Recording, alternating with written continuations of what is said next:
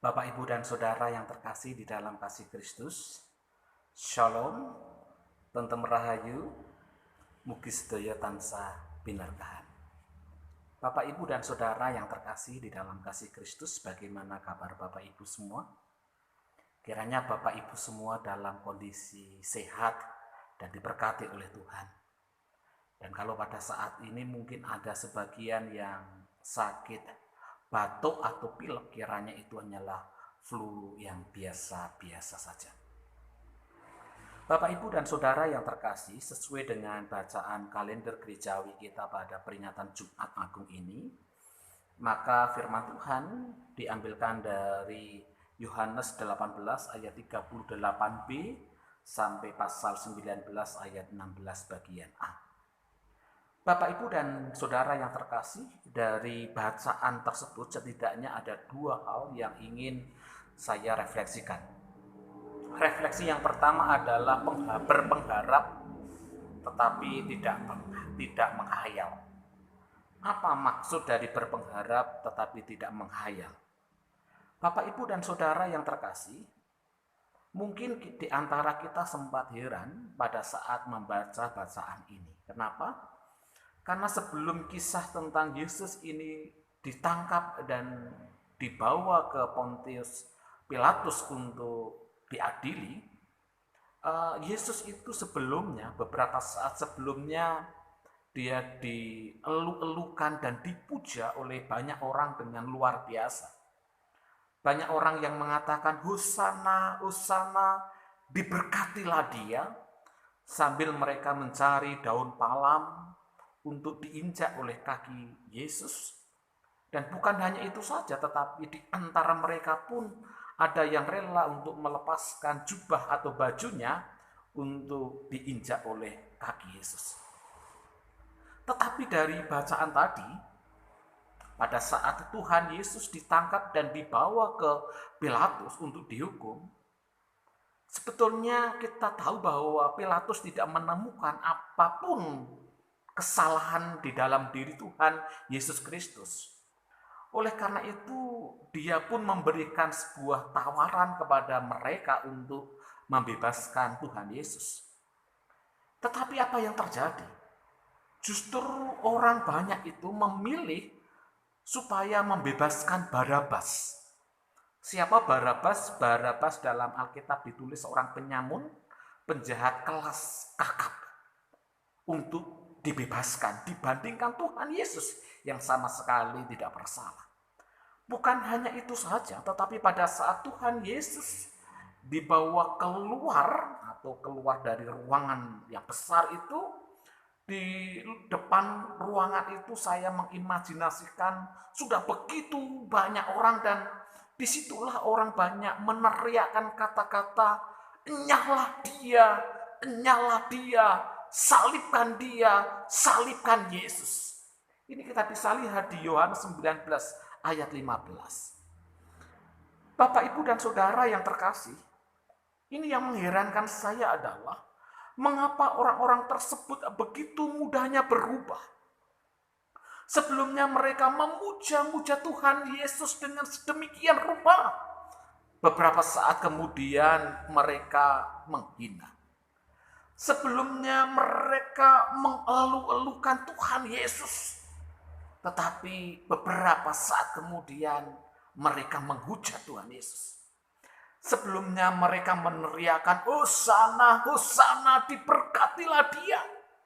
Dalam waktu sekejap berubah dengan teriakan, enyahlah dia, salibkan Yesus. Bapak, Ibu, dan Saudara, istilah orang Jawa, esuk delik, sore wis dadi tempe. Ada sebuah ketidakkonsistensian atau inkonsistensi pada orang-orang banyak yang ada di situ. Bapak, Ibu, dan Saudara yang terkasih di dalam kasih Kristus, mengapa mereka seperti itu? Menjawab pertanyaan itu, maka saya tertarik dan teringat akan sebuah artikel yang ditulis di Komposiana atau komposiana.com, pada tanggal 21 Juni kalau tidak salah, yang judulnya apa beda antara pengharapan dan angan-angan. Bapak, Ibu, dan Saudara, di situ dijelaskan bahwa pengharapan adalah hasrat hati terhadap hal-hal yang menurut kita itu ideal untuk kita miliki. Dan kita memiliki keyakinan bahwa kita akan berbahagia andai bisa memperolehnya. Meskipun hal itu belum terjadi. Tetapi harapan ini bisa berubah, berbalik arah menjadi angan-angan. Yaitu ketika apa yang kita harapkan itu sudah terlampaui banyak kita khayal-khayalkan. Kita bayang-bayangkan. Kita hiperbolakan pengharapan itu. Maka itu bisa berdampak negatif, Bapak Ibu. Suatu contoh begini. Para pemain sepak bola sebut saja di klub PSIS yang menjadi kegemaran saya. Setiap pemain PSIS, dan tentu saya juga demikian berpengharap meskipun bukan pemain, ini klub PSIS ini menjadi sebuah klub yang betul-betul menjadi juara pada Liga Indonesia. Tetapi ketika para pemain klub itu menghayal-hayalkan pada saat dia menjadi juara, mereka akan dikalungi medali. Mereka membayangkan dieluk-elukan oleh begitu banyak fans. Mereka menghayalkan mereka itu pokoknya datang kemana selalu dihormati, selalu dipuja-puja.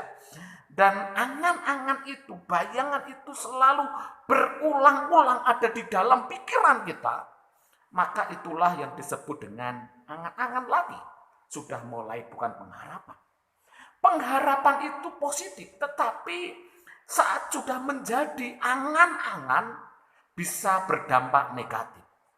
Ketika yang diangan-angankan itu atau yang dikhayal-khayalkan itu tidak menjadi kenyataan, maka yang terjadi adalah rasa putus asa, lemah semangat pun ada di dalam diri kita. Dan bukan hanya itu saja, tetapi ada perasaan kecewa, perasaan marah, dan bisa jadi depresi. Kenapa? Karena angan-angan yang terlalu tinggi atas sebuah pengharapan itu, dan itu yang ada dalam pikirannya.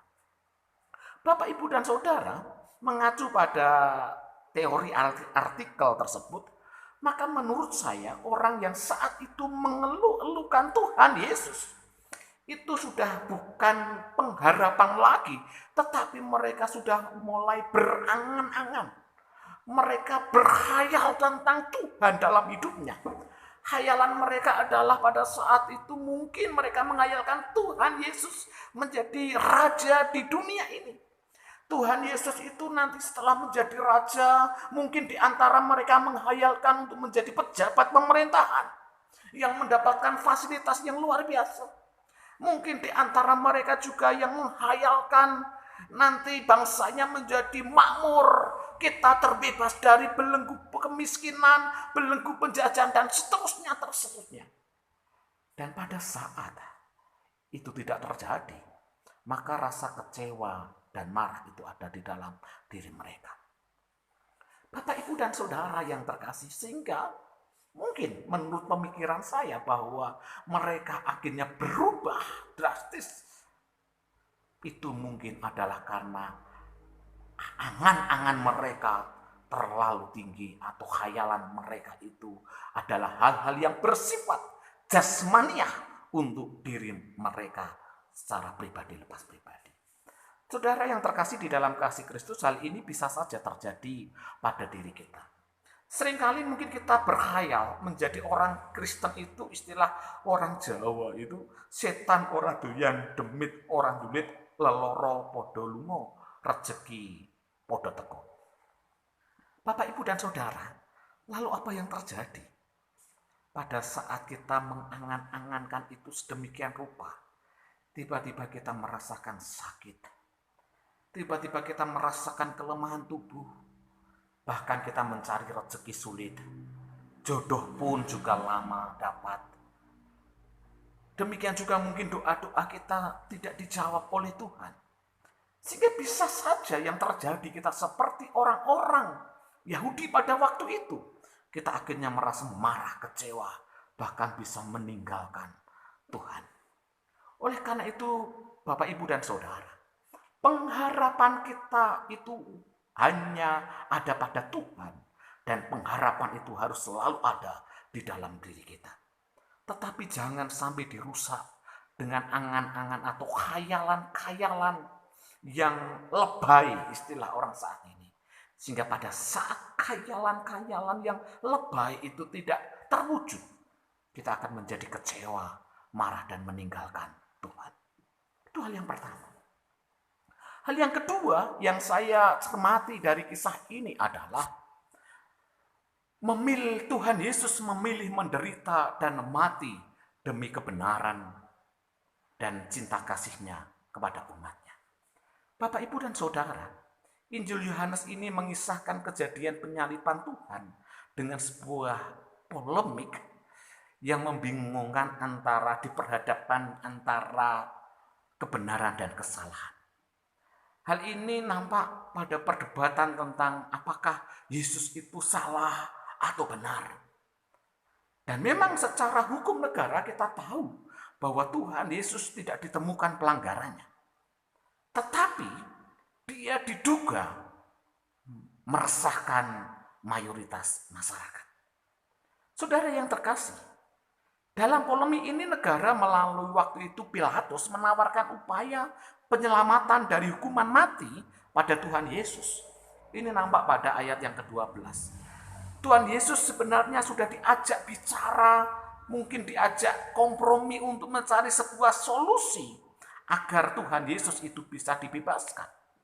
Tetapi Tuhan Yesus mengisyaratkan bahwa dia tidak mau kompromi atas hal itu. Dia memilih untuk disalib. Yesus memilih untuk mendapatkan penghukuman meskipun itu seharusnya tidak sepantasnya dialami. Yesus penuh dengan keberanian untuk menghadapi kematian meskipun sebenarnya dia tidak melakukan kesalahan dan sebenarnya dia mendapatkan dukungan dari pejabat yaitu Pilatus kalaupun seandainya dia ingin bebas. Bapak, Ibu, dan Saudara, bagi saya ini menarik dan luar biasa. Yesus ambil resiko untuk dihukum meskipun tidak salah. Diperlakukan dengan tidak adil, diolok-olok, disiksa, dan pada akhirnya disalibkan dan mati. Kenapa Yesus memilih jalan itu? Bapak, Ibu, dan Saudara yang terkasih, jawabannya menurut saya sudah jelas. Karena Yesus sangat mengasihi umatnya. Yesus melakukan itu demi kebenaran dan ketaatan. Jemaat yang dikasihi, menjadi pengikut Kristus bukan hanya soal menerima keselamatan, berkat, bahkan mujizat. Tetapi sesungguhnya kita sebagai pengikut Kristus pun harus meneladani apa yang dialami oleh Tuhan Yesus. Ada tanggung jawab salib, bahkan penderitaan yang tidak bisa kita tolak. Bapak, Ibu, dan Saudara yang terkasih, ada satu film yang cukup menarik tentang mikul salib yang durasi kurang lebih 4 menit. Dan di antara Bapak Ibu mungkin sudah pernah melihat, kita akan lihat sejenak.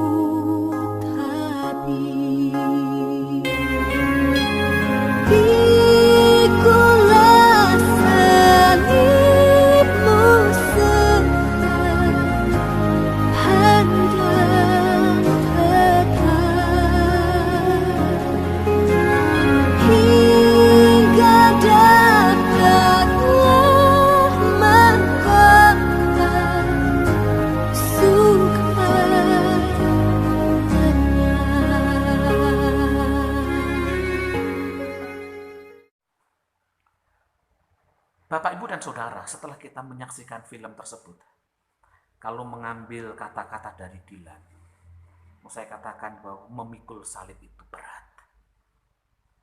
Memikul salib itu berat.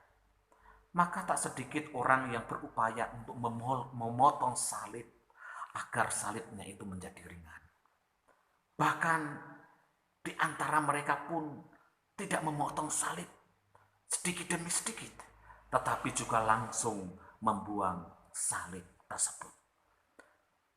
Bapak, Ibu, dan Saudara yang terkasih di dalam kasih Kristus, tetapi yang setia dan terus bertahan dengan memikul salib itu, meskipun harus tersiok-siok untuk memikul salib tersebut, tetapi salib itu pada akhirnya bisa digunakan untuk menyeberang sebagai jembatan untuk melanjutkan sebuah perjalanan, untuk mencapai sebuah tujuan. Jemaat yang dikasih, perjalanan hidup kita bukan hanya di dunia, tetapi perjalanan menuju ke kerajaan Allah. Oleh karena itu, marilah kita bersama-sama meneladani Tuhan kita, Yesus Kristus, untuk tetap berani memikul salib, siap diperlakukan tidak adil, menderita demi cinta kasih, demi kebenaran, dan demi ketaatan kita kepada Tuhan. Amin, Bapak Ibu. Jemaat yang dikasih Tuhan, di tengah suasana merebaknya virus corona ini, salah satu contoh yang sederhana untuk memikul salib adalah untuk sementara ini kita harus tetap tinggal di rumah, meskipun itu sangat membosankan. Kalau terpaksa kita harus keluar, maka gunakanlah masker, meskipun itu mungkin menyesakkan pernafasan kita. Dan mungkin bukan hanya itu saja, karena ini kita mungkin di antara kita ada yang di PHK, ada yang berhenti dari pekerjaan, ada yang mungkin tidak bisa mendapatkan penghasilan karena jualannya mungkin tidak laku. Tetapi meskipun demikian, inilah salib yang harus kita pikul. Kita tetap harus bersabar dan menerima keadaan itu dengan penuh rasa ucapan syukur. Dan percayalah, Tuhan Yesus memelihara hidup kita. Kiranya Tuhan memampukan kita memikul salib dengan hati yang terbuka dan selamat memperingati Hari Jumat Agung. Mugi sedaya tansah binarga.